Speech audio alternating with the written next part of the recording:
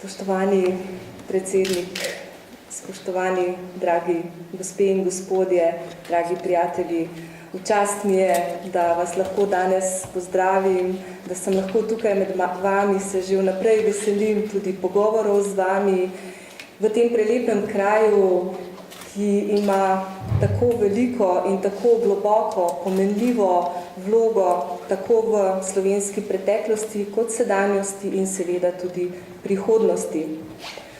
Ko sem dobila povabilo, da vam spregovorim in ko sem razmišljala o tem, kaj naj vam pravzaprav povem, sem nekako doumela, da bi vam morda rada rekla kaj o pogumu. Namreč tukaj pred vami ne stojim samo, kot je bilo rečeno, članica izvršnega odbora Slovenske demokratske stranke ali kot direktorica Študijskega centra za narodno spravo, ampak predvsem kot žena, mati, babica. In v tem današnjem hitrem tempu življenja, zahtevnem življenju, kot je bilo rečeno, življenju, ki je vedno bolj sekularizirano, vedno manj naklonjeno izražanju nekega verskega prepričanja, še zlasti krščanskega, smo matere, žene, babice še posebej obremenjene. Poleg zaposlitve seveda moramo upravljati še milijon stvari, za katere potrebujemo ogromno poguma in včasih že prav nečloveške moči.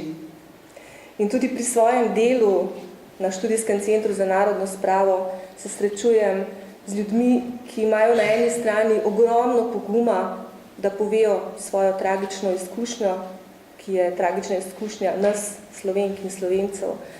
Na drugi strani pa se srečujem in tudi moji sodelavci z veliko strahu.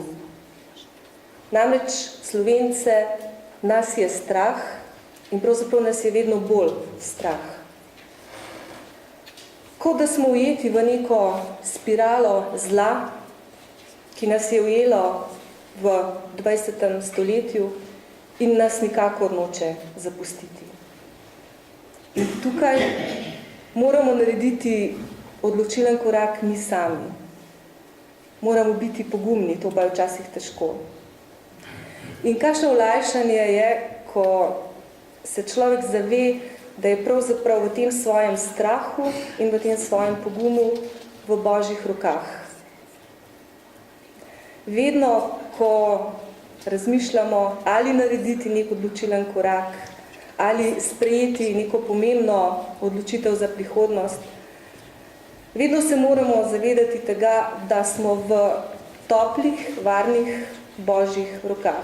In to sem vam hotela danes povedati, pa naj zaključim z eno zgodbico, ki jo je tako lepo napisal namesto vseh nas brazilski pesnik Ademar de Barrosa. Takole je napisal, dovolite mi, da vam jo preberem. Ob božiču sem imel nenavadne sanje. Hodil sem po plaži skupaj z gospodom. Najne stopinje so puščale za seboj v pesku dvojne sledi, moje in gospodove.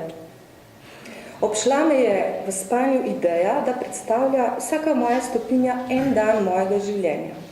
Ustavil sem se in pogledal nazaj. Videl sem sledi, ki so se v daljavi izgubljale. Toda tedaj sem opazil, da na nekaterih mestih ni bilo dvojnih sledi, ampak samo ene. Zavrtel se je pred menoj film mojega življenja. Bil sem presenečen. Mesta z enojnimi stopinjami so označevala najbolj črne dneve mojega življenja. Dneve tesnobe in slabosti, dneve sebičnosti in slabe volje, dneve preizkušenj in dvomov, dneve neozdržnosti, dneve, ko sam sebe nisem mogel prenašati. Tedaj sem se obrnil k gospodu in upal sem mu očitati. Ti si nam vendarle obljubil, da boš z nami vse dni svojega življenja. Zakaj si nisi držal obljube? Zakaj si me pustil samega v najtežjih trenutkih mojega življenja?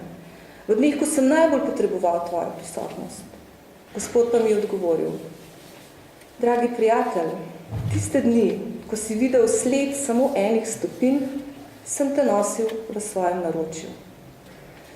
Zatorej, brez strahu, ostanimo sol in kvas tega sveta.